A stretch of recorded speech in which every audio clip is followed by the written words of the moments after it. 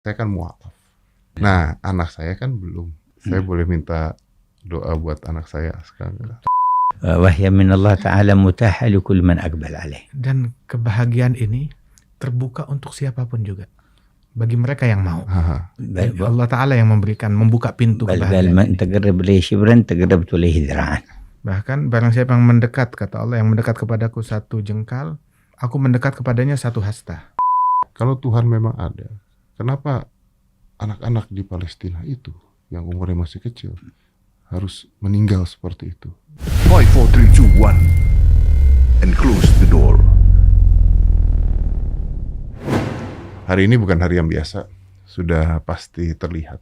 Karena biasanya saya duduk itu di depan saya selebriti, tokoh politik, ilmuwan, atau orang-orang yang punya banyak cerita tentang kehidupan di dunia. Tapi kali ini saya duduk di depan dua orang yang mungkin bicaranya bukan soal dunia, tapi soal hati untuk mengubah dunia. Di sini ada Habib Jindan, ada Habib Umar. Ini saya sendiri masih heran kenapa beliau mau datang ke studio ini sebenarnya. Jujur saya kaget, saya tidak bisa tidur, saya mengeluarkan air mata malam-malam, entah apa yang terjadi, heran, karena beliau bukan orang yang mudah muncul di media, apalagi di podcast, dan belum pernah katanya seumur hidup muncul di podcast. Ini adalah sebuah rahmat Allah yang tiada tara buat saya. Ini saya sampai nggak bisa ngomong banyak. Saya melalui banyak hal, dari ketenaran, sampai titik di mana saya sadar bahwa kadang yang kita cari bukan lagi tepuk tangan, tapi ketenangan diri. Dan hari ini saya ingin mengajukan banyak pertanyaan, bukan untuk sebuah hal yang viral, tapi mengajukan pertanyaan untuk menemukan makna kehidupan dan ketenangan hati. Dan saya ingin semua yang nonton bisa diam sejenak, tenang sejenak, dan dengarkan dengan hati, bukan hanya dengan telinga. Di depan saya ada Habib Umar bin Hafidz dan Habib Jindan bin Jindan. Terima kasih sudah datang. Saya masih deg-degan, Bib, ini, Bib. Barakallahu fikum, wafaqakumullah. Saya masih deg-degan, belum bisa tidur, Bib. Saya, Bib, ini, Bib. Ma yaqdiruna min al-bariha farahan. Alhamdulillah rabbil alamin. Tapi katanya boleh nanya apa aja, Bib? Yani ista'adzin minkum an yas'al ayy shay. Tafadhalu, ma indakum. Oke, silahkan. Jadi begini. Ini ya, hari ini tuh Habib dari Masjid Istiqlal, bener ya? Iya, pagi tadi di Istiqlal. Pagi di Masjid Istiqlal, langsung datang ke acara di Cidodol. Iya. Habis dari Cidodol langsung ke Close the Door, dan saya tahu dari kemarin juga banyak acara dan sebagainya. Bib, saya tuh penasaran satu hal doang sebenarnya. Saya tuh olahraga tiap hari, terus gym tiap hari, makan sehat, kolesterol saya jaga. Tapi kayaknya kalau begitu sakit-sakit dan capek-capek juga. Dan saya tahu katanya banyak murid Habib Umar yang tumbang juga ngikutin beliau gitu. Tapi kok beliau kayaknya luar biasa. Ini jurusnya apa, Bib? ما شاء الله. هو شاهد يعني رحلاتكم حتى اليوم يعني إلى مسجد استقلال ثم إلى الحول ثم إلى هذا المكان وبعد هذا برامج وقبلها كذلك برامج كثيرة وهو صاحب رياضة يعمل رياضة يوميا ويحافظ على صحته ولكن إذا شاهد يعني نشاطكم كأنه حتى هو يعترف بالعجز بذلك ما بيقدر على ذلك. وماذا السر في ذلك؟ إذا حصل عون من الله تبارك وتعالى وما حصل منه إمداد باللطف ويكون أسباب ذلك إرادة وجهه والنشوء على ذلك والتربي عليه من البداية والوجهة من الصغر على ذلك. Itu apabila kesibukan tersebut didasari memang bantuan dari Allah Subhanahu wa taala, ditolong, dibantu dari Allah taala hingga bisa menjalankan hal-hal yang demikian tersebut. Kemudian juga semata-mata kegiatan ini kan kita lakukan untuk Allah Subhanahu wa taala, masa ia enggak dibantu oleh Allah taala. Kemudian juga memang dari sejak kecil tumbuh di dalam ya kegiatan yang semacam ini, terbiasa dengan hal yang semacam ini. Maka hingga saat ini pun juga beliau tetap giat untuk melakukan hal yang demikian. Alhamdulillah, dan dibantu, ditolong oleh Allah Ta'ala, dikuatkan. Berarti Habib Jindan intinya adalah karena terbiasa, latihan pasti ya, terbiasa. Karena terbiasa, memang dari kecil tumbuhnya demikian. Tapi yang kedua, karena ini perbuatan yang luar biasa baik. Iya, untuk Allah Subhanahu wa Ta'ala, pasti dibantu oleh Allah Ta'ala. Wah, kalau gitu saya yang kurang doa. ويقول صلى الله عليه وسلم اللهم يقول عليه الصلاة والسلام وأنت تجعل الحزن سهلا إذا شئته. الحديث يقول تجعل الحزن الصعب.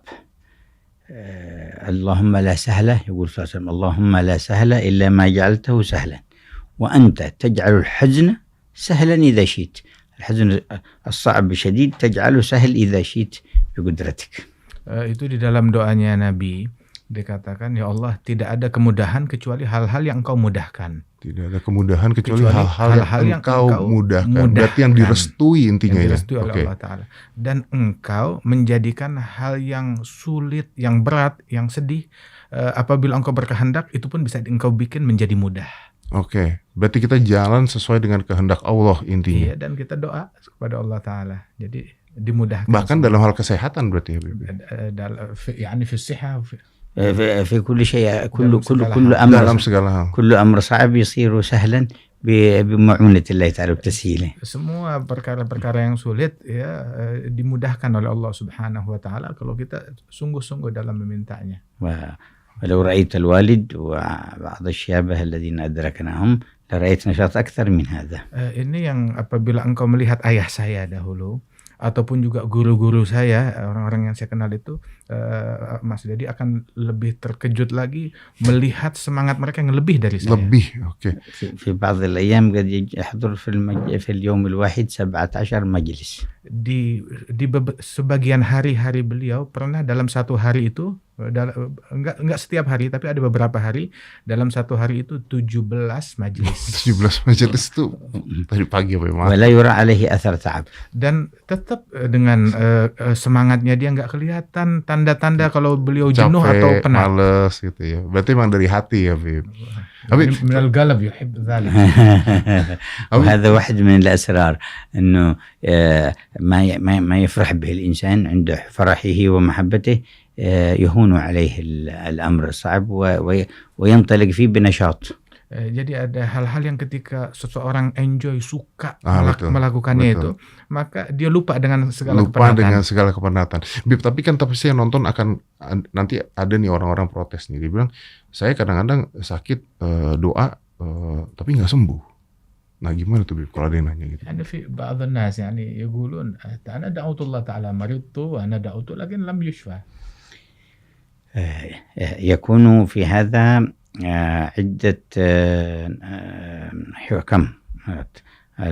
الأول أن الدعاء مهما صدر من الإنسان بصدق وإخلاص فله نتيجة قد تظهر قريبا أو متأخرة وقد يدركها أو لا يدركها. Ada beberapa hal berkaitan dengan doa ini ya. Ada doa itu ketika keluar dari seseorang dia panjatkan kepada Allah Subhanahu wa Ta'ala, itu terkadang hasilnya itu bisa instan saat itu juga, ataupun juga bisa tertunda. Tertundanya bisa dalam waktu dekat, bisa juga dalam waktu lambat.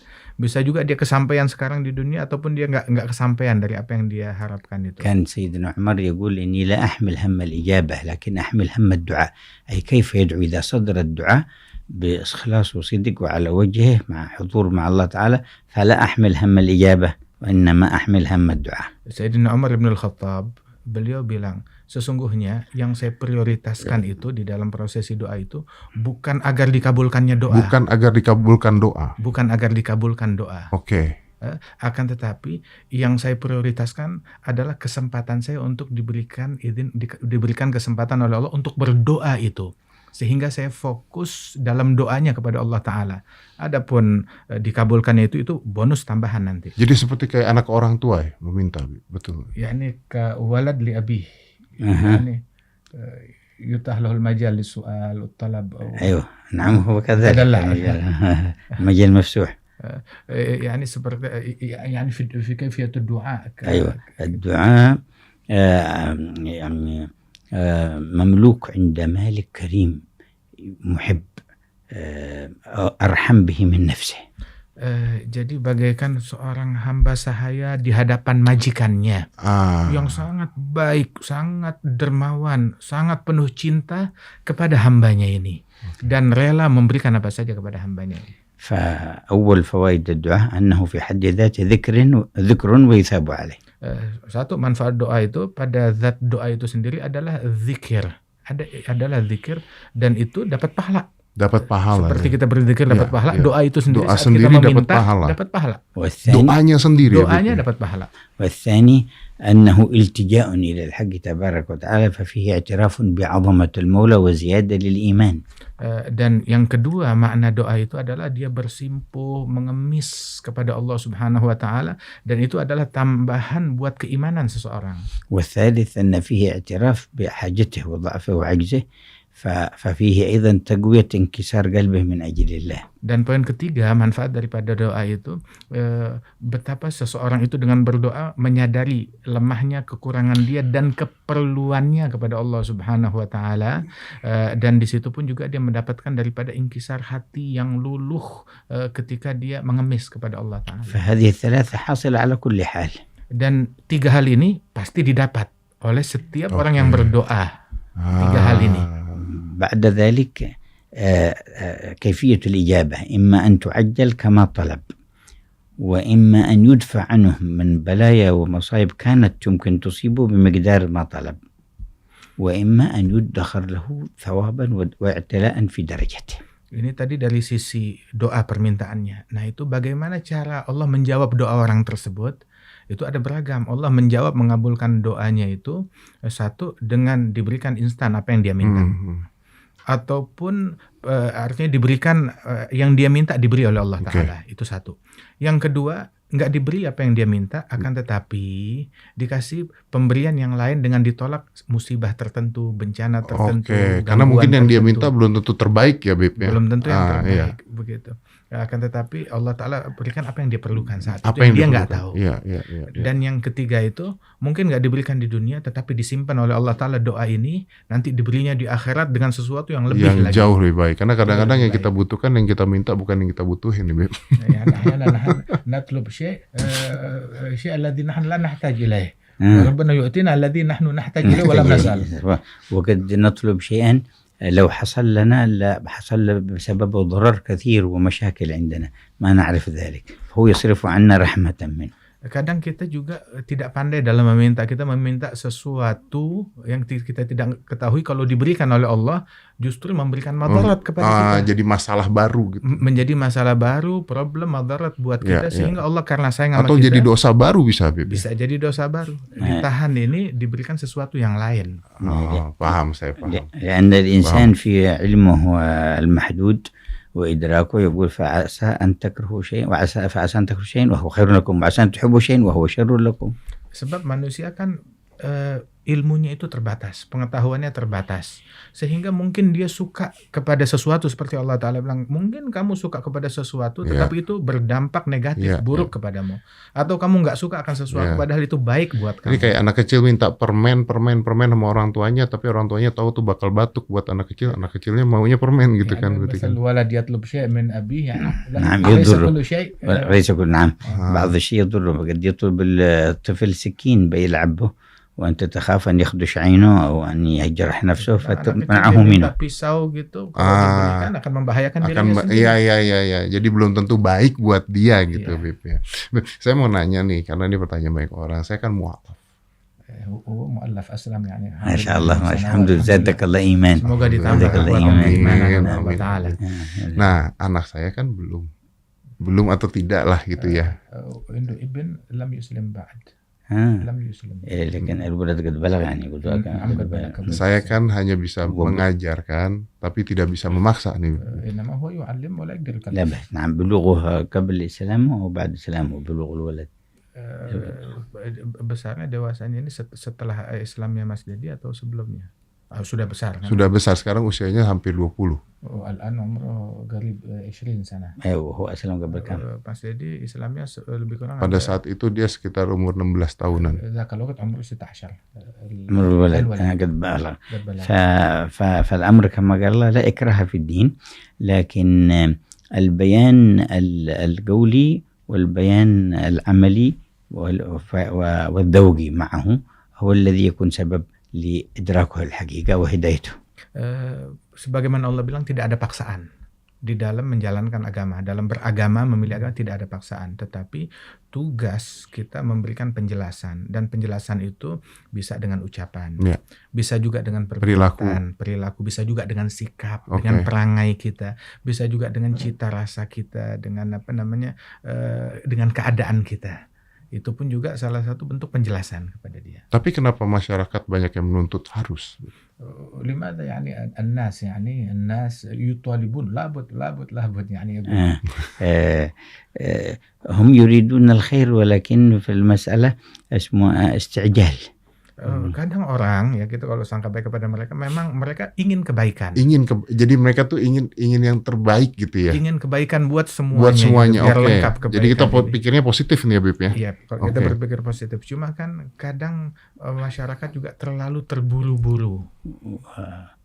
Terlalu terburu-buru, pengen semuanya instan dan langsung cepat begitu. كان عند سيدنا عمر خادم وغير مسلم وكان يرغبه في الإسلام، وأحيانا يقول له لو أسلمت نوليك بعض شيئا عندنا كذا وكذا، فيقول لا، فيقول سيدنا عمر لا إكراه في الدين. Sayyidina Umar bin Al-Khattab Amirul Mukminin, dia punya salah satu karyawan dia, pegawai dia, ya, itu non-muslim. Pembantunya dia ada non-muslim, membantu di rumahnya Sayyidina Umar bin Al-Khattab. Terkadang Sayyidina Umar itu menunjukkan seandainya kamu mau masuk Islam, beberapa kali ditawarkan, tetapi tetap dia enggan. Bahkan sampai beberapa kali, padahal kalau kamu masuk Islam, saya bakal berikan ada jabatan ini, jabatan itu, tapi tetap menolak. Dan setiap kali ditolak, Sayyidina Umar selalu berkata, memang tidak ada paksaan di dalam beragama. Artinya toleransinya ada di situ. Iya. Ya, kalau gitu saya boleh minta sesuatu ya? Saya boleh minta doa buat anak saya sekarang. Talib doa di waladi. Insyaallah yahdihi Allah lil-salam. Semoga Allah berikan hidayah. ينور قلبه سبحانه وتعالى. Terangi hatinya oleh Allah Taala. يدرك الحق ويتبعه insyaallah ta'ala. Diperlihatkan dalam hatinya sesuatu yang hak dan mengikutinya. كذلك دعاء الأب له كذلك ودعاء الأم له كذلك مؤثر. Begitu juga doa orang tua, kedua orang tua untuk anak itu punya pengaruh yang sangat besar. حتى ورد في أثر دعاء الوالد لولده كدعاء النبي لأمته. Sampai di hadis Nabi bilang doa seorang ayah untuk putranya, untuk anaknya, itu ampuhnya, manjurnya seperti doanya Nabi untuk umatnya. Amin. ومن خلال ما يرى جمال الإسلام فيكم وفي معاملتكم يكون الأمر مهيأ له لأن يهديه الله. Dan di antara proses yang sangat kuat itu untuk penyampaian yang betul-betul berpengaruh besar, ketika melihat keindahan Islam di dalam perlakuan kita terhadap mereka, itu punya pengaruh besar. Jadi dari contoh ya, Bib? Dari contoh. Nah, kalau kita lihat dari contoh, Bib, gimana Habib memandang toleransi? Karena kan Indonesia ini beragam sekali. Mungkin Habib Umar kalau tahu Indonesia ini kan agak kaget juga nih. Indonesia ini kan suku, agama, ras. Pokoknya kayaknya negara lain nggak ada yang kayak begini nih. كيف حسن التعايش مع مختلف الأديان لأن نحن في إندونيسيا يعني على مختلف أديان كثيرة. رسول الله صلى الله عليه وسلم عاش في مكة وحواليه كثير من المشركين، وعاش في المدينة وحواليه يهود ومنافقين، فكان حسن المعاملة مع الجميع صلى الله عليه وسلم. Rasulullah Shallallahu Alaihi Wasallam beliau hidup di Mekah. Di Mekah itu setelah Islam 13 tahun itu beliau berdakwah, itu di sekelilingnya mayoritas adalah orang-orang musyrikin, non-muslim. Non-muslim. Kemudian beliau juga hidup di Madinah selama 10 tahun. Selama 10 tahun di Madinah itu beliau pun juga di sekitar beliau itu banyak orang-orang dari masyarakat Yahudi.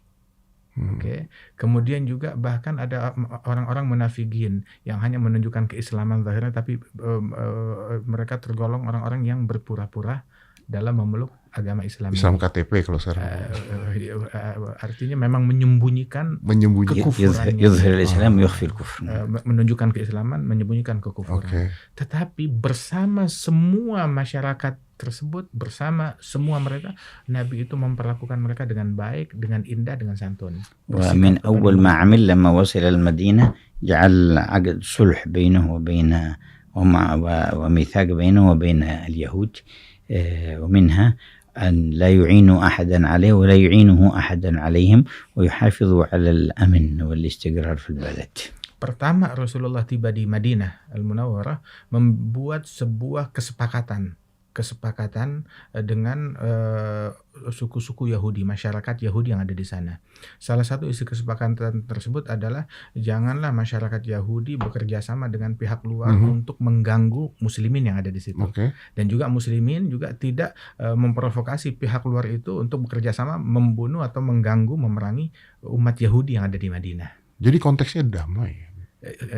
يعني حسن تعايش يعني الهدنة والأمن بينهم. نعم حسن التعايش، لأنه يأتي حق الجوار، يقولون الجار إذا كان كافر له حق الجوار.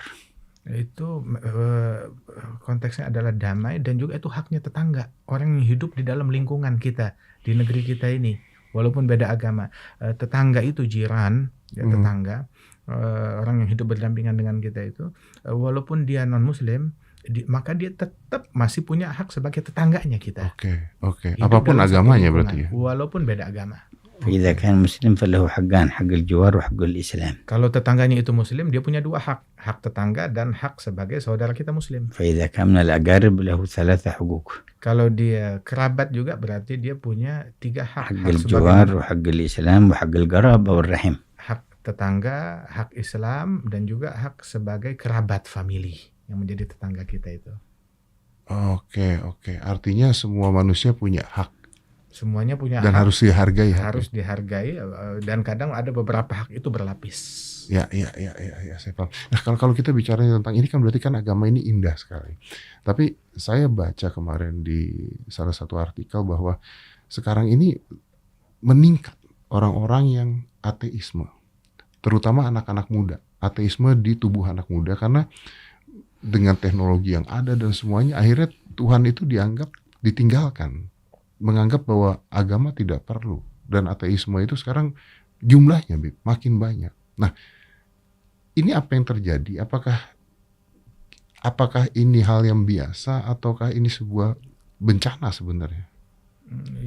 Saya agak sulit, maaf nih. لما رأوا جمال الإسلام ما شاء الله تعجب بذلك، وهذا الذي يحتاجه الناس. ولكن الآن كما هو جرى في بعض الجرائد أنه انتشر حتى سيما بين الشباب، يعني يخرجون من ما يتعلقون بأي دين أصلا له الإسلام ولا فهذا أحيانا في بعض المجتمع قد يزداد.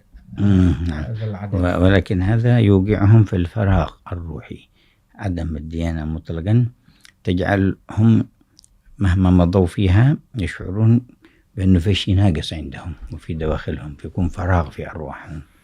Tetapi justru dengan ateisme ini mereka akan lebih merasakan kehampaan di dalam hati, kekosongan, kehampaan di dalam hati, dan gak akan merasa damai dari itu semuanya. Dan apapun yang dia punya gak bisa mengisi kekosongan dan mengobati kehampaan yang ada di dalam hati orang-orang tersebut. Tapi gimana caranya kita meyakinkan orang lain bahwa kita membutuhkan Tuhan? كيف يعني نقول للناس أننا بحاجة إلى الإيمان بالإله؟ هو في البداية قد يفرح بكونه ما تقيد بشيء من الأديان، ولكن عند مرور الوقت يجد أنه لم يتضح هدفه في الحياة ومقصوده من الحياة. فلهذا نحتاج أن نبين لمن حوالينا أننا أن نعيش في كون لا ندري من كونه ولماذا كونه ولماذا خلقنا. هذا أمر يتناقض مع نعمة العقل ونعمة الإدراك الذي هو فينا. Terkadang mungkin di awal-awalnya itu orang-orang yang ateis tersebut mungkin dia girang. Ketika tidak ada hubungan dengan agama manapun, dia merasakan seolah-olah kebebasan. Bebas, betul. Iya, di awal, di permulaan. Oke. Akan tetapi itu nanti akan berkelanjutan dengan stres dan sumpek dan merasakan kekosongan, dan juga dia akan kehilangan arah. Nggak tahu untuk apa saya kalau begitu diciptakan. Nggak punya tujuan di dalam kehidupan. Dia kehilangan arah, kehilangan tujuan di dalam kehidupan. Ini bertentangan dengan akal yang Allah Ta'ala berikan kepada kita sekalian, sebab kita diberikan akal itu untuk kita fungsikan, untuk kita tahu siapa gerangan yang menciptakan kita, kenapa kita diciptakan, untuk apa kita diciptakan, dari mana kita berasal dan kemana kita akan kembali. Oke. Saya punya pertanyaan gini, Bib. Saya tahu bahwa Habib Jin dan Habib Umar ini sangat amat bertoleransi. Maka kalau pertanyaan saya, apakah kita harus memaksa mereka beragama? Pasti jawabannya mungkin enggak. ويعرف أنكم يعني على غاية من حسن التعايش، وإذا سأل هل لابد نكره هؤلاء أن نكرههم على الإسلام والإيمان، طبعا أنتم بتقولون لا كما يعرف ذلك يعني من. Tapi kapan kita harus masuknya, Bib? Nah itu maksudnya. Apakah kita harus memberikan contoh dengan yang baik dan supaya mereka bisa melihat? Karena kan kalau memaksa saya yakin pasti jawabannya tidak nih. طبعا أنتم ما تكرهون بذلك، ولكن إذا متى هم يدخلون إلى الإسلام؟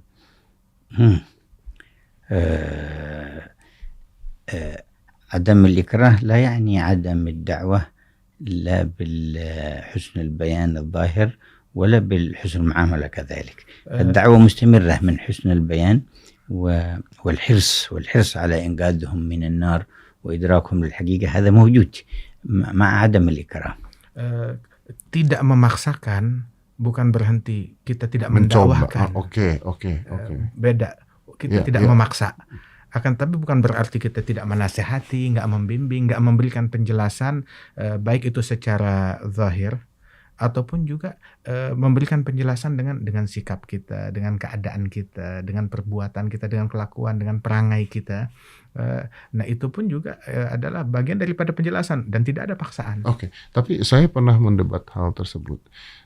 Ada orang yang ngomong ke saya begini, kalau Tuhan memang ada, kenapa anak-anak di Palestina itu yang umurnya masih kecil harus meninggal seperti itu? Nah, bagaimana menjelaskan itu? سئل في بعض المواقف إن كان الإله موجود، لماذا الأطفال والأولاد فلسطينيين ما أصيبوا ووقعوا هكذا؟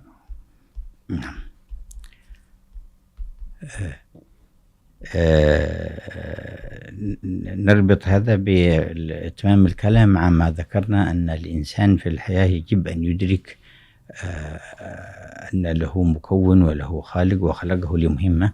فالمثال في ذلك، ثم نأتي إلى الجواب. المثال في ذلك لو فرضنا إنسانا في بيته مثلا نائم على سريره فلم يشعر واستيقظ إلا وهو في سفينة كبيرة وفيها ناس وأعمال مختلفة وتمشي السفينة وتجري في البحر، فهل أول ما يتوجه ويتوجب عليه أن يقول ما الذي جاء بي إلى هذا المكان، وإلى أين تمشي هذه السفينة، وإلى أين توصلني، وما الحكمة وجودي هنا؟ أو يقوم من النوم يجد نفسه في السفينة ويدخل ويخرج ويضحك معهم ويمشي ولا يدري ما الذي جاء به وإلى أين تجري به السفينة وإلى أين تصل. مقتضى العقل يقول أول ما تسأل ما الذي جاء بك إلى هنا؟ فالكون هذه اللي نحن فيه والحياة الدنيا سفينة تجري بنا في البحر وكلنا نجري فيها إلى غاية، فمن العقل أن ندرك ما الذي جاء بنا ولماذا وإلى أين نحن نسير. Saya ingin menyambung ucapan yang sebelumnya dan pertanyaan tadi nanti akan saya jawab, kata Habib Umar. Pertama, bahwasanya ketika seseorang itu dia hidup di dunia ini, dicontohkan oleh Habib Umar, misalkan seseorang tertidur di rumahnya, kemudian tiba-tiba dia terbangun sudah ada di dalam sebuah perahu, di kapal, kapal yang sedang berjalan. Maka orang yang berakal dia akan berpikir, dia akan memfungsikan akalnya, dia akan bertanya, apa gerangan, kenapa kok saya bisa ada di sini? Siapa yang menyampaikan saya ke sini, yang membawa saya ke sini? Kemudian juga ini kapal berasal dari mana? tujuannya kemana? Terus kenapa saya ada di sini untuk apa? Apa tujuannya? Apa hikmahnya? Maka orang yang berakal dia akan memfungsikan akalnya untuk berpikir seperti ini. Beda dengan orang yang tidak memfungsikan akalnya, melihat terbangun dari kapal, dia nggak peduli kenapa dia ada di situ, dari mana dia berasal, kemana tujuannya. Maka dia ngelihat orang makan ikut makan, ngelihat orang minum ikut minum, ngelihat orang melakukan kesibukan dia ikut kesibukan. Jadi ikut telatah lah, ikut apa yang biasa dilakukan oleh orang-orang. Nah, kita ini sekarang berada di dalam kapal tersebut menuju suatu perjalanan yang sama sampai ke titik finish daripada perjalanan tersebut. Saya paham sih. أما حصول الشدائد وقتل الأطفال والنساء وحصول الظلم أيضا على ظهر الأرض مع وجود الله الحق القادر جل جلاله فهذا أمر يليق بعظمة حكمته وسعة علمه. Adapun terjadinya kesulitan bencana kepada saudara-saudara kita itu adalah sebuah kejadian yang ditentukan oleh Allah Subhanahu wa taala, yang ditakdirkan oleh Allah Subhanahu wa taala untuk suatu tujuan, untuk suatu hikmah yang secara sempurnanya hanya diketahui oleh Allah Subhanahu wa taala, dan akan ada hikmahnya juga yang akan diberitahukan kepada kita. لو لم تحصل هذه الأشياء كيف يفرق بين الصابر الصادق وبين الكاذب غير الصابر. Kalau tidak terjadi kejadian yang semacam ini di alam semesta ini, maka bagaimana akan diketahui antara orang yang kuat, yang bertahan, yang bersabar, dengan orang yang tidak bersabar kepada Allah Ta'ala. يقول ولنبلونكم حتى نعلم المجاهدين منكم والصابرين ونبلو أخباركم. Dan kami akan menguji kalian, kata Allah dalam Al-Quran, hingga kami mengetahui siapa di antara kalian yang berjuang di jalan Allah dan bersabar, dan kami akan menguji dan membuka daripada berita-berita tersebut kepada kalian. Gimana caranya sabar dengan keadaan-keadaan sekarang? كيف نصبر على هذه الأشياء؟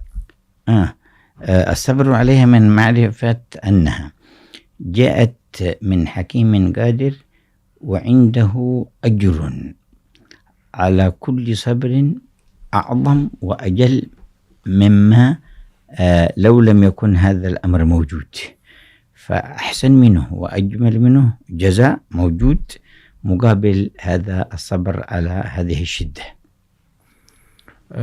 Sesungguhnya kesabaran tersebut adalah hikmah dari Allah Subhanahu wa taala, yang Allah Ta'ala jadikan ganjarannya demikian besar kepada orang-orang yang bersabar tersebut, sehingga hakikat daripada kesabaran itu sendiri adalah imbalan pahala dari Allah Subhanahu wa taala atas kesabaran, atas kejadian-kejadian yang buruk tersebut. Itu ada imbalan pahala atas kesabaran itu semuanya, dan bahkan seandainya musibah atau bencana tersebut ditiadakan oleh Allah Subhanahu wa taala, maka bagaimana orang bisa mendapati pahala daripada kesabaran itu? Dan Allah Ta'ala punya hikmah sendiri dalam ini semuanya. قال سيدنا عمر ما أصبت بمصيبة إلا وجدت لله فيها علي 3 نعم. Sayyidina Umar bin Al-Khattab bilang, saya tidak ditimpa musibah, melainkan saya temukan dalam musibah yang saya dapati itu ada 3 nikmat dari Allah buat saya. الأولى أنها مصيبة في الدنيا وليست في ديني محفوظ ولا ينقص علي من المقام فعند الله والأجر في الآخرة شيء. Satu, ini musibah, satu nikmat yang saya dapat, alhamdulillah ini musibahnya musibah urusan duniawi, bukan musibah dalam perkara agama saya. Tapi kalau seandainya musibah itu menimpa keimanan saya, hubungan saya dengan Allah Ta'ala, itu masalah besar. Tapi alhamdulillah ini agama saya selamat, iman saya selamat, hubungan saya dengan Allah Ta'ala selamat. الثانية أن الله تعالى قادر على أن يصيبني بأكبر منها فما أصبت إلا بها. Yang kedua, nikmat yang kedua, Allah mampu menguji saya dengan ujian musibah yang lebih dahsyat lagi, tapi saya dikasih yang nggak terlalu dahsyat, lebih ringan. Padahal Allah mampu untuk memberikan yang lebih buruk dari itu. الثالث أنه يجرني عليها ويكتب لي بها ثواب مؤبد على الخلود. Dan yang ketiga, saya dapat imbalan atas musibah ini, saya dapat imbalan, dapat keuntungan, dan keuntungan ini terus mengalir abadi sampai ke akhirat.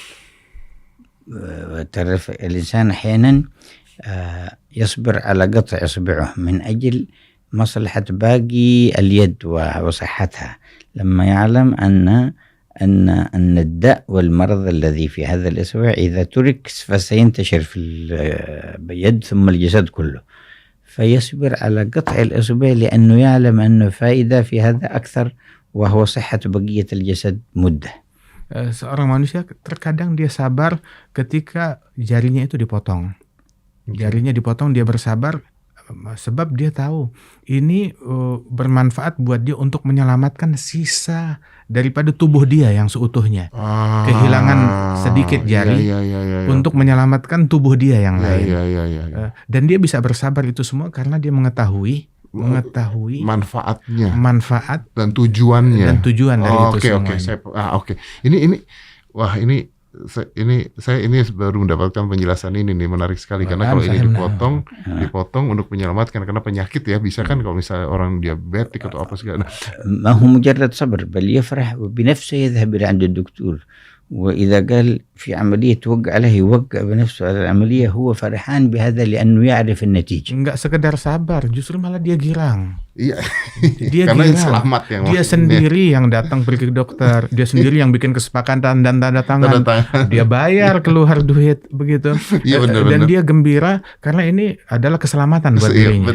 Ini والأجر الذي عند الله أعظم من سلامة البدن 100 سنة و1000 سنة في الدنيا. Dan pahala yang Allah Ta'ala sediakan lebih agung daripada keselamatan badan bisa hidup 100 tahun lagi, 200 tahun lagi, atau 1000 tahun lagi. Kadang-kadang kita nggak tahu dan nggak paham ya. Yani ahyanan nahnu la nafham dzalik.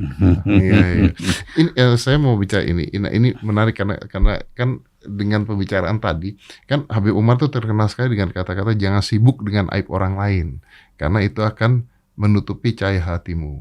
Cinta pada Rasulullah bukan karena lisan saja tapi dari amal dan akhlak yang dilakukan. Nah, ini kan يعرف من تعليمكم يعني لا تشتغلوا بعيوب الناس وفي محبة للرسول صلى الله عليه وآله وسلم هذا تنور القلوب. Nah, kalau kita mau belajar agama tentang akhlak dan sebagainya, guru ini kan beredar di mana-mana. Ada guru-guru, maaf nih Beb, saya harus ngomong. Ada orang yang tokoh agama tapi jualnya agama. Ada yang tokoh agama tapi marah-marah. Nah, gimana caranya saya mencari atau orang ketika mau belajar agama, cari guru yang tepat tuh gimana? Ciri-ciri guru yang tepat tuh gimana? Karena banyak sekali di Indonesia yang orang mengatasnamakan agama akhirnya. Karena saya teringat dengan kata-katanya R.A. Kartini. Dia bilang kalau nggak salah manusia itu butuh agama. Tapi banyak agama itu menyelesaikan banyak masalah, tapi banyak masalah menggunakan nama agama, kata dia. Nah, gimana caranya kita tahu bahwa oh ini yang tepat, oh ini yang baik, gitu. Ciri-cirinya. يقول أنه الآن في إندونيسيا في العالم كثير من المشايخ ومن العلماء أو من يتظاهر بالعلم. كيف نحن نختار هؤلاء كمعلم أو كشيخ لنا؟ لأنه وجدت ممن يعلمنا الناس لكن ببيع الدين، يعني باسم الدين. وثانيا كذلك يوجد من يتظاهر بمظهر الدعوة والعلم ولكن يسب ويشتم يفرق بين الناس. سبحان الله. نعم. ويذكر قول أحد من مشهورين هنا في البلد أنه الدين كان يحل كثير من المشاكل ولكن الآن جاءت مشاكل بسبب الدين. أيوة. التي جاءت المشاكل ما هي بسبب حقيقة الدين، بسبب صورة الدين والتسمي باسم الدين على غير حقيقة الدين. Pertama, Habib Umar mengatakan bahwasanya dulu agama itu menyelesaikan banyak masalah. Sekarang kok agama jadi seolah-olah timbul masalah baru dan jadi banyak masalah gara-gara agama itu. Bukan agamanya yang menimbulkan masalah, tetapi yang menimbulkan masalah itu ketika segala sesuatu itu padahal bukan agama tetapi dikemas seolah-olah agama. Betul, berkedok agama. Agama, bukan hakikat agama itu sendiri. Hakikat agama menyelesaikan masalah. Akan tetapi ketika kepura-puraan dengan kemasan agama tersebut, nah itu justru yang menambah masalah yang lain lagi. فيكون هذا الاختيار فيه مثل مثلا الطب. إذا وجدنا أن بلد أي واحد يستعمل الطب ولو من دون شهادة أو بعضهم شهادة مزورة ويصلحون عيادات ومستشفيات. تختار من عندما تريد تعالج ابنك أو تعالج زوجتك أو تعالج نفسك، تذهب إلى عند من منهم، فيكون لك اختيار ما تغتر لا بشهادته ولا كذا، ولكن تنظر أنه صاحب خبرة حقيقية وصاحب صدق في المعاملة فتطمئن إليه وتذهب إلى عنده. Sama contohnya seperti kebutuhan masyarakat itu terhadap pengobatan, ya, terhadap dokter, terhadap pengobatan. Kemudian bermunculanlah dokter-dokter palsu.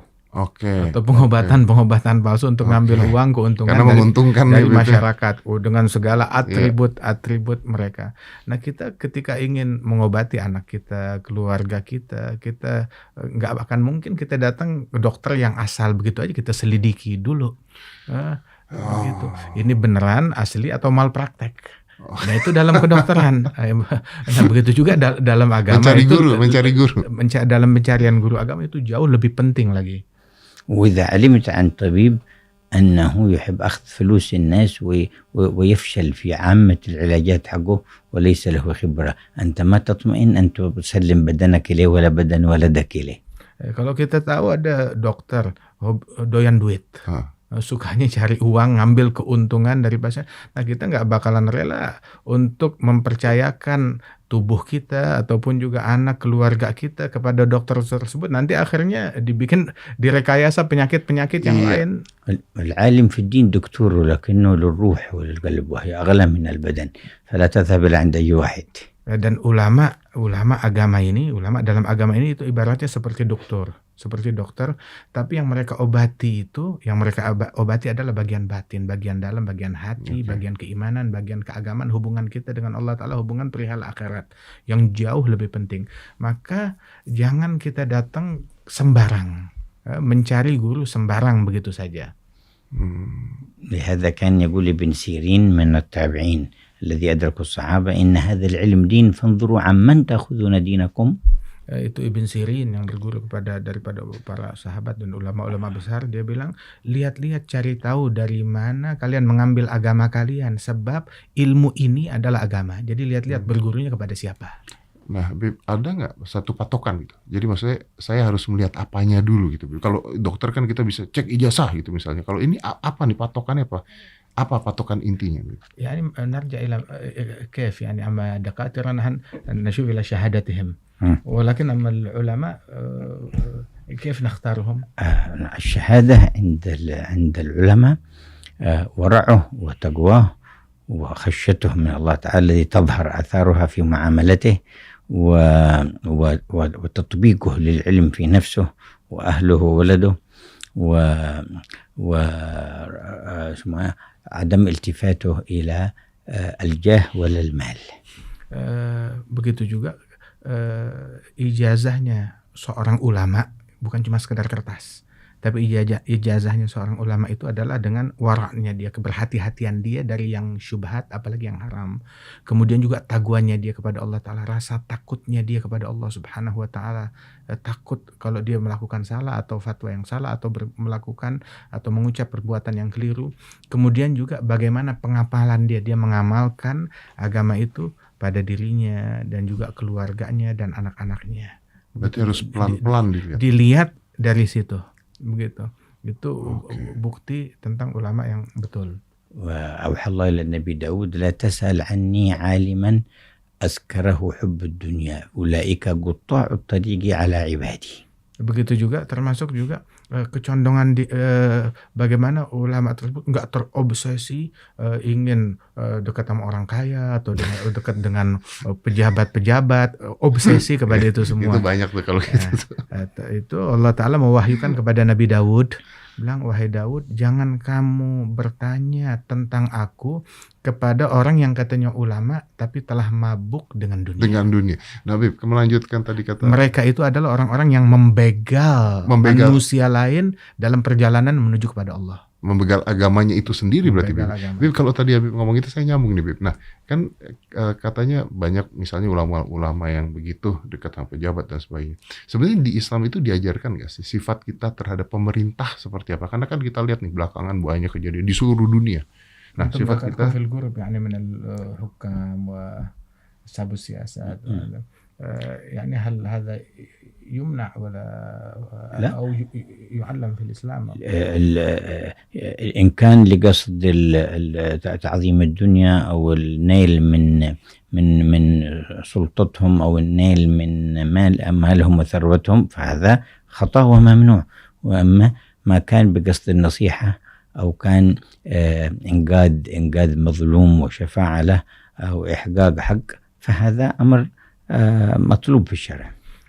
Bukan berarti tidak boleh sama sekali untuk datang kepada pejabat atau pemerintahan, akan tetapi seandainya datangnya dia itu adalah dengan tujuan untuk meraih keuntungan duniawi ataupun juga untuk menjual agama kepada mereka, nah itu memang tidak pantas, nggak patut dan tidak dibenarkan. Tetapi kalau datangnya dia kepada mereka itu adalah untuk memberikan nasihat atau dakwah ataupun juga dengan tujuan datang kepada mereka itu untuk membantu orang lain yang perlu ditolong dan kepada mereka yang berwenang, ataupun juga untuk menyetujui perbuatan hak, mendukung perbuatan baik yang mereka lakukan, mensupport kebaikan yang mereka. Tapi apakah mensupport kebaikan itu dianjurkan dalam agama? Apakah kita ada nggak sikap yang diajarkan terhadap pemerintah kita harus seperti apa? Ta'amuluna ma'al hukam kaif? تعاملنا مع الحكام في معصية الله لا يطاع أحد حاكم ولا غيره، وفيما لم يكن معصية في شرع فيطاعون ولا يخرج عنهم بالنسبة للمسلمين إلا إن أظهروا كفرا خالصا. Adapun perbuatan sikap kita kepada pemerintahan tersebut, kalau maksiat kita tidak mentaati siapapun. Kemaksiatan kita nggak mentaati siapapun, tidak turut kepada siapapun kalau disuruh melakukan kemaksiatan. Begitu. Adapun hal-hal yang nggak ada kaitannya dengan maksiat, maka kita tetap menjaga hubungan baik kepada mereka, apalagi kalau itu mengandung manfaat kepada sekalian umat Islam.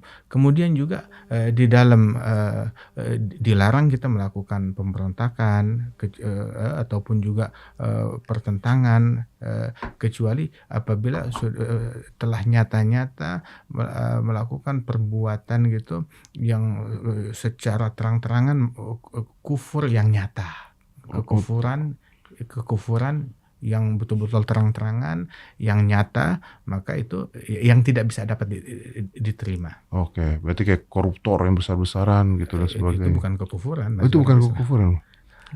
الكفر البواح مضادة الدين وفرض مخالفته على الناس. Kekufuran yang nyata itu artinya dia betul-betul menentang agama Islam, dan memaksakan kepada manusia lain gitu tentang ajaran yang memang bertentangan dengan agama Islam.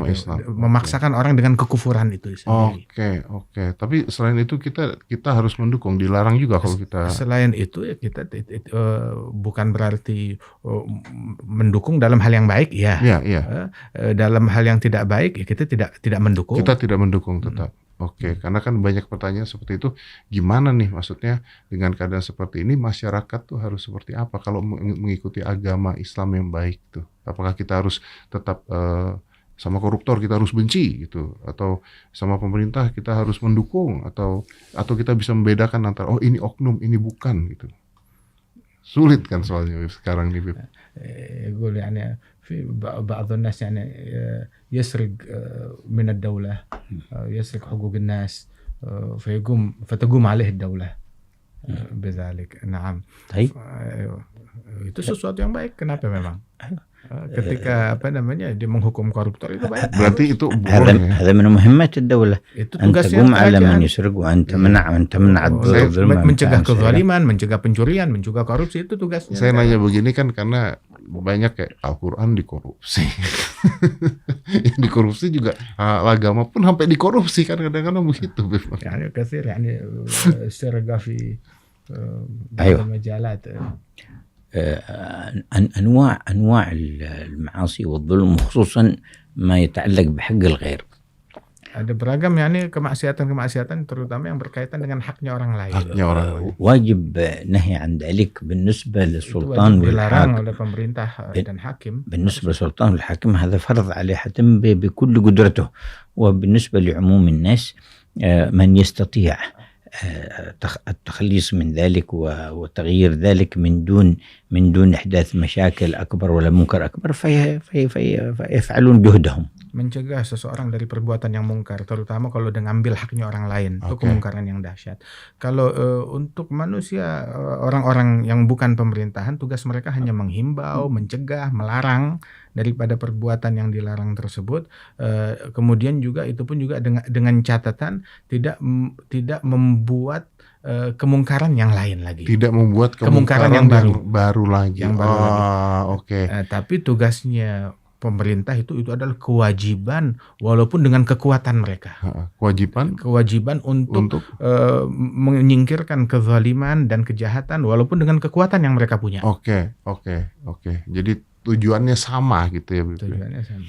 Bib, saya penasaran satu sih, Bib. Sebenarnya orang itu kan kalau hidup tuh ya, mau masalah apapun tuh yang dicari adalah kebahagiaan pasti kan. Nah kalau saya nanya, kalau buat Habib Jin dan Habib Umar, kebahagiaan Habib itu apa ya? يعني الناس يعيش في هذه الدنيا يريدون سعادة. في نظركم يعني الناس يطلبون السعادة، وأنتم ماذا تطلبون وأي سعادة التي تطلبونها أنتم؟ نطلب حقيقة السعادة لنا ونحبها لغيرنا من الخلق. Kita mencari hakikat keberuntungan, kebahagiaan buat diri kita. Kebahagiaan yang sejati, yang hakiki, dan kita juga ingin berbagi kebahagiaan yang hakiki ini kepada orang lain semuanya. ويقيننا أن حقيقة السعادة أن ندرك عبوديتنا لله وعظمة ربوبيته لنا وأن نكون عاملين بما يرضاه عنا في الظاهر والباطن. Dan keyakinan saya bahwasanya hakikat kebahagiaan itu adalah di dalam mencapai hakikat pengabdian untuk Allah, dan Allah mau nerima itu dari kita. Allah mau menerima pengabdian saya, aku hamba oleh Allah Ta'ala. Itu udah girang banget, luar biasa. Itu kebahagiaan yang paling mengembirakan saya. فإن نعيش عبيدا له خلص صادقين معه مخلصين لوجهه عاملين بما يحب منا وهو راض عنا ونتهيأ للقائه الأعظم وهو راض عنا ومرافقة نبي محمد صلى الله عليه وسلم والأنبياء في عالم البرزخ والقيامة ثم الأبد في الجنة. هذه السعادة. Dan kita hidup sebagai pelayannya Allah, hambanya Allah, mengabdikan hidup kita, diri kita segalanya untuk Allah Ta'ala, dan Allah ridha menerimanya itu dari kita, dan kita lalui umur kita ini hingga kita bersiap untuk berpindah dari alam ini dan berjumpa dengan yang paling kita kasih, Nabi Muhammad SAW, dan Allah Ta'ala bantu kita untuk padukan kita bersama Rasul Sallallahu Alaihi Wasallam berjumpa di tempat yang mulia itu. Kalau gitu tiap hari bahagia dong. Dan kullum tas'adun antum. وهي من الله تعالى متاحة لكل من أقبل عليه. Dan kebahagiaan ini terbuka untuk siapapun juga, bagi mereka yang mau. Allah Ta'ala yang memberikan, membuka pintu kebahagiaan. Bahkan barang siapa yang mendekat, kata Allah, yang mendekat kepadaku satu jengkal, aku mendekat kepadanya satu hasta. Barang siapa yang mendekat kepadaku satu hasta, aku yang akan mendekat kepada dia satu depa. Yang datang mendekat kepadaku sambil berjalan, aku datang menyambut dia sambil berlari.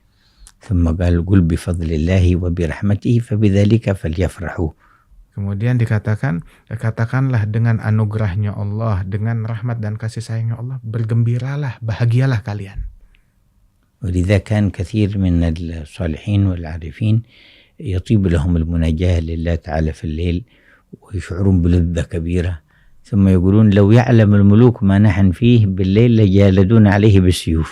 Makanya banyak dari orang-orang soleh dari kaum arifin itu, mereka itu gemar munajat, doa tahajud di tengah malam, dalam kesendirian mereka munajat, berduaan dengan Allah Subhanahu wa Ta'ala.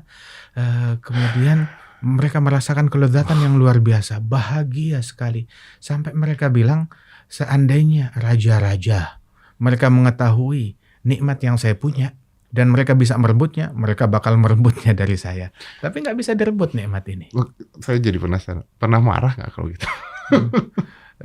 Yas'alukum yani ala taghdabun bi syai' atau taz'alun ala syai'. بعبوديتنا له نحب أن لا يكون غضبنا إلا لغضبه. غضبه فقد عند اسمه له التجاهر بمعصيته وتعدي حدوده فنكون مقتدين برسول الله صلى الله عليه وسلم كان لا يغضب لنفسه ولا يغضب إلا لله تبارك وتعالى ويرضى لرضاه. Ya, atas hukum atau dasar pengabdian kita, penghambaan diri kita kepada Allah Ta'ala, ya kita nggak boleh marah untuk diri kita. Tidak boleh marah untuk diri kita. Marahnya kita ya karena apabila Allah Ta'ala marah akan sesuatu, maka marahnya kita karena Allah Subhanahu Wa Ta'ala. Misalkan ketika ada perlakuan kemaksiatan yang secara terang-terangan untuk menentang, nah itu ya patut untuk marah. Juga disalurkan dengan sesuatu yang apa namanya, yang diatur, diizinkan dalam syariat. Itu disebutkan Nabi Muhammad itu beliau nggak marah untuk dirinya sendiri, tidak marah karena nafsunya sendiri, marahnya karena Allah Ta'ala, dan marahnya ketika syariat dilanggar, syariatnya Allah Ta'ala diganggu, maka Rasulullah marah. Jadi maaf saya potong, Bib. Jadi kalau misalnya ada orang nih ngata-ngatain Habib Jindan atau ngata-ngatain Habib Umar gitu, kasar gitu, nggak marah? يعني إذا واحد يسبكم يتكلم عليكم ما تزعلون؟ نعلم أننا بسببه نحصل أجر كثير، فما نحب نحن بسببه نحصل أجر وهو بسببنا يحصل وزر. Ya kan kita tahu kalau kita dimaki, dicaci, berkat si pencaci ini kita dapat pahala banyak. Kita dapat pahala banyak. Masa kita balas dengan sama aja ya. Kita balas dengan dia dapat dosa banyak. Iya. Jadi maknanya kita bukan cuma sekedar kita mau memaafkan agar dia nggak dapat dosa juga. ثم جعلنا نتشبه بالأنبياء كانوا يؤذون ويسبون وهم يحلمون ولا يغضبون.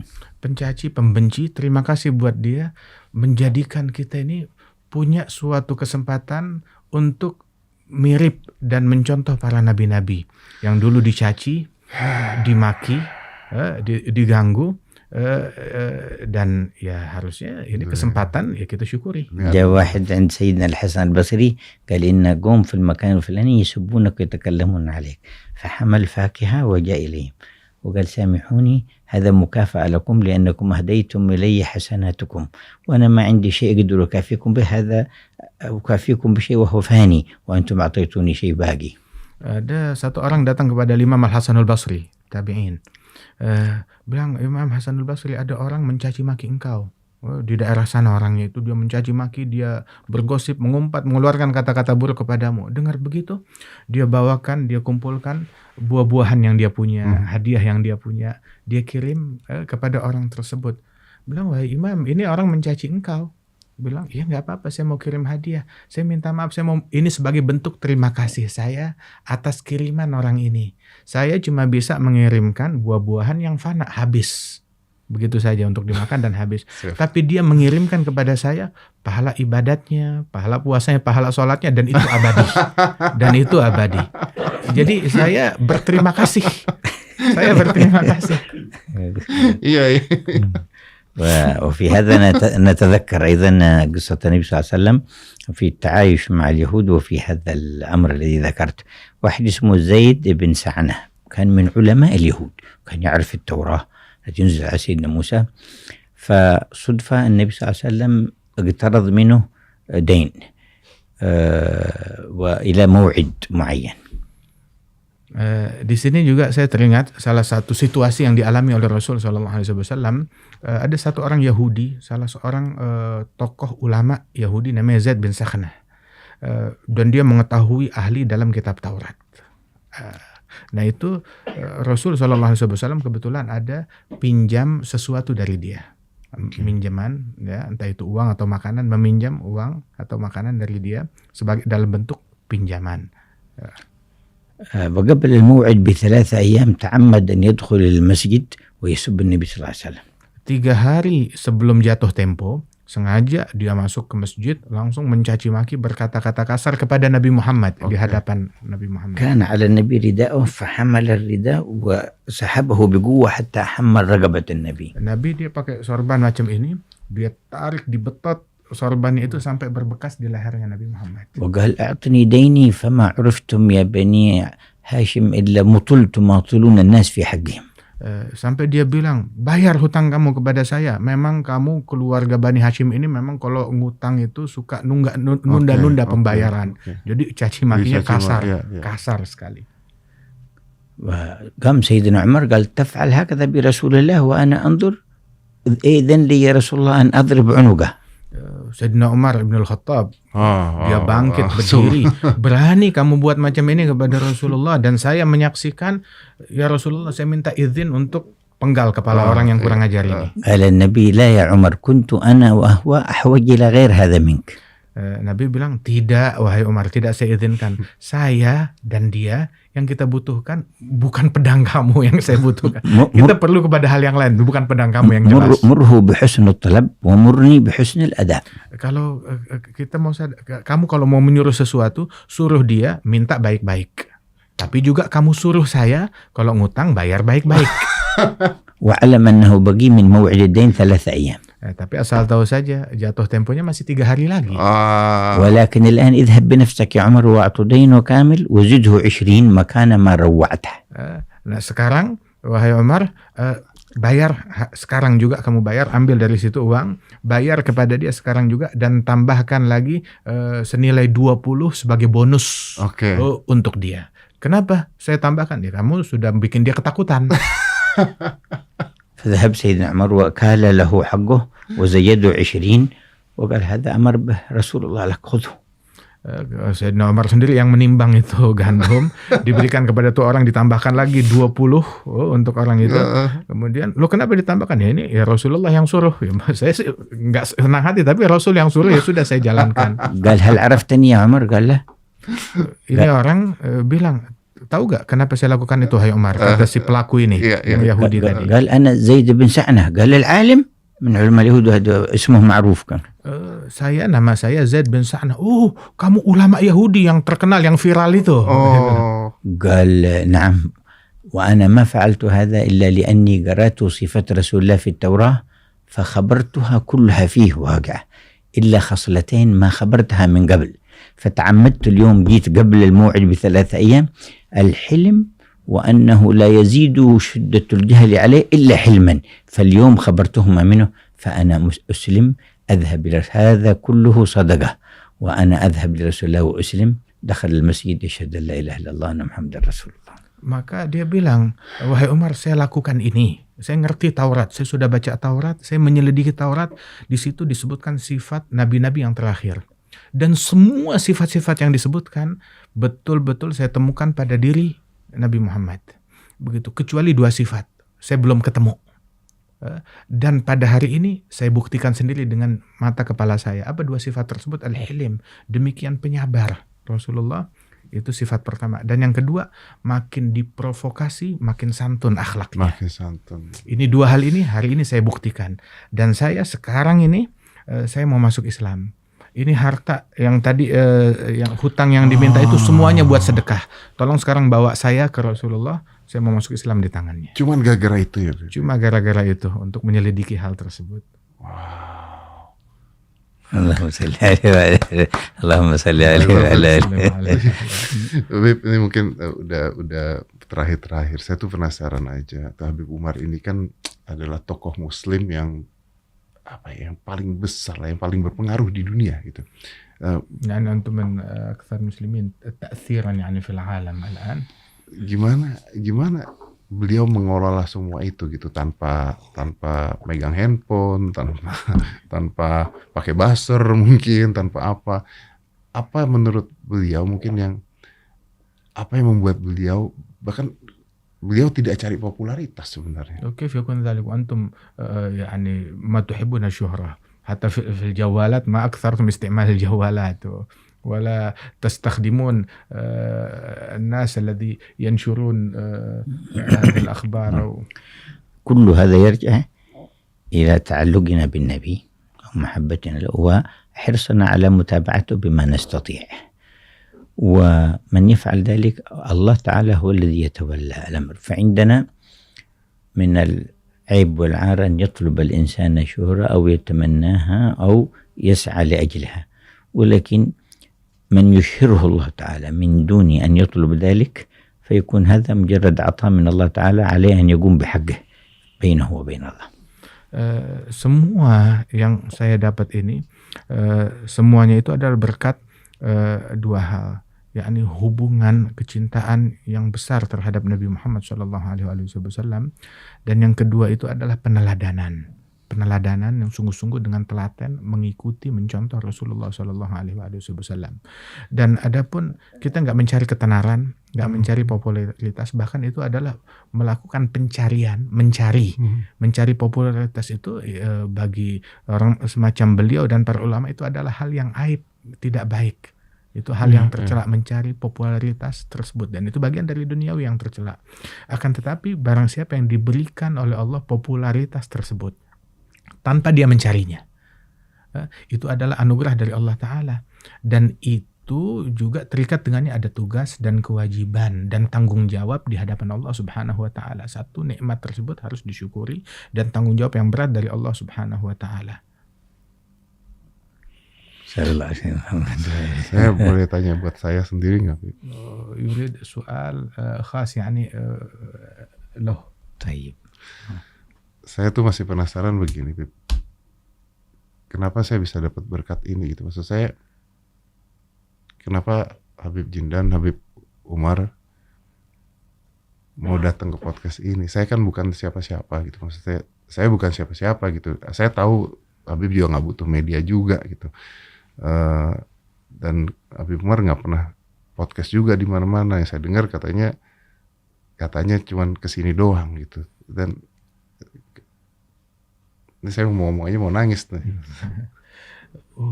يتحير كيف هو أسعد وأكرم بحضوركم وتلبيتكم لحضور في هذا المكان، هو أكرم بذلك ويقول ويعترف أنه أنا لا شيء، أنا لا شيء. كيف أنا أكرمت بهذا بمجيئكم وحضوركم، وحتى أنا أقول هذا الكلام أنا كاد دموعي تنحدر.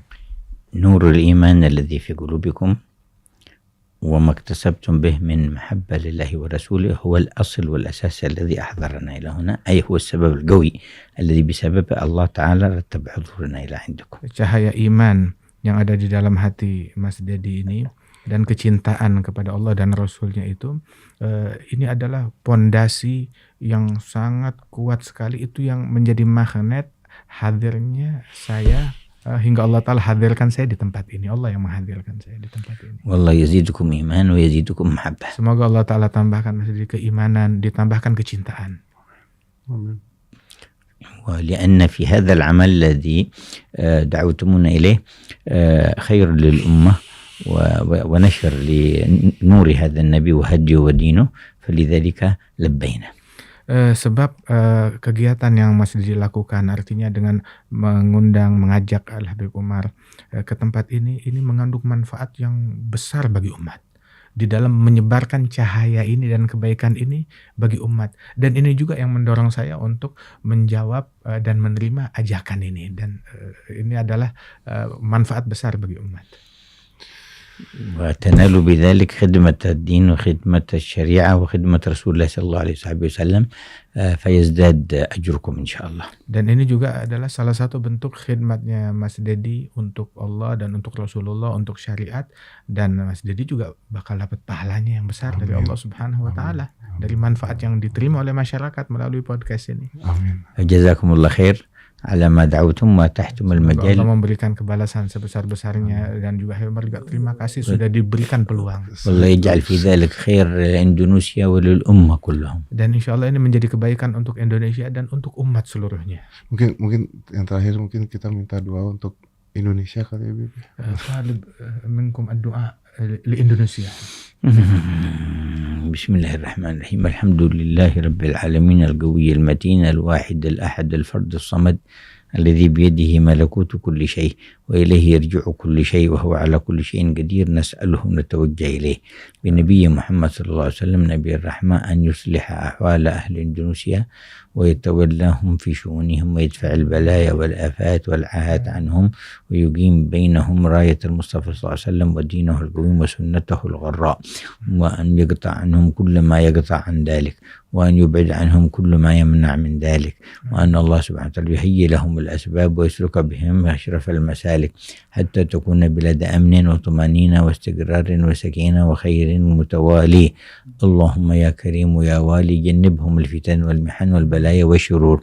اللهم وانظر إلى المؤمنين في المشارق والمغارب وتدارك أهل غزة وأهل الضفة الغربية وكان بيت المقدس وفلسطين والشام واليمن والسودان والصومال وليبيا والشرق والغرب، واكشف الكرب عنا وعن المسلمين.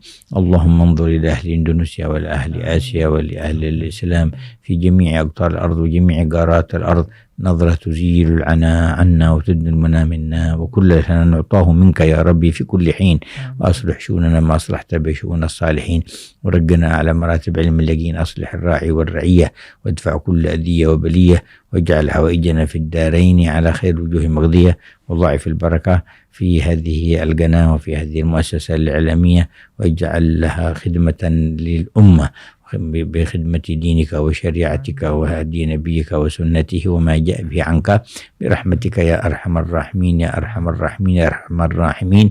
أجب كل ذلك وزدنا ما أنت أهله بسر الفاتحة إلى حضرة النبي محمد صلى الله عليه وسلم. الفاتحة. بسم الله الرحمن الرحيم. اهدنا الصراط المستقيم صراط الذين أنعمت عليهم غير المغضوب عليهم ولا الضالين. آمين آمين آمين.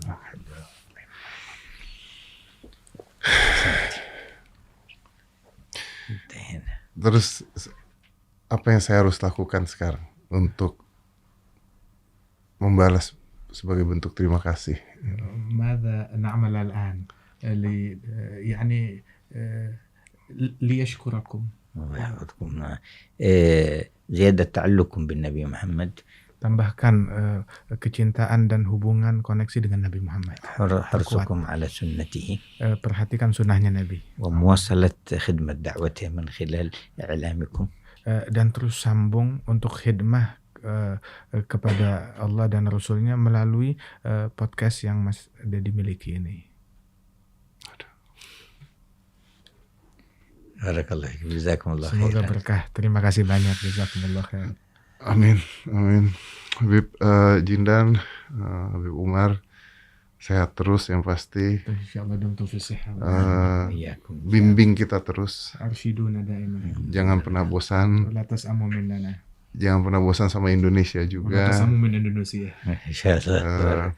Habib Jindan juga tolong bimbing kita semua karena kita butuh bimbingan-bimbingan. Bihajah ila irsyadatkum.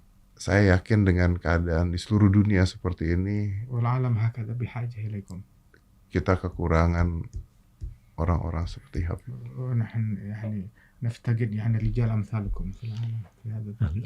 Allah يكثر إن شاء الله الناصحين في الأمة.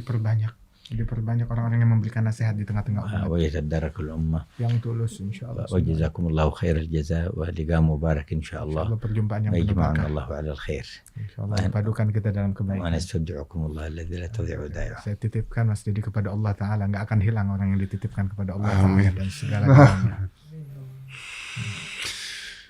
Terima kasih banyak. Habib Jindan, saya udah gak bisa ngomong apa-apa lagi, saya stres. Saya bahagia, stres, campur aduk. Habib Umar, terima kasih banyak. Sehat terus, terus bimbing kita. Assalamualaikum warahmatullahi wabarakatuh. Waalaikumsalam. 5, 4, 3, 2, 1 and close the door.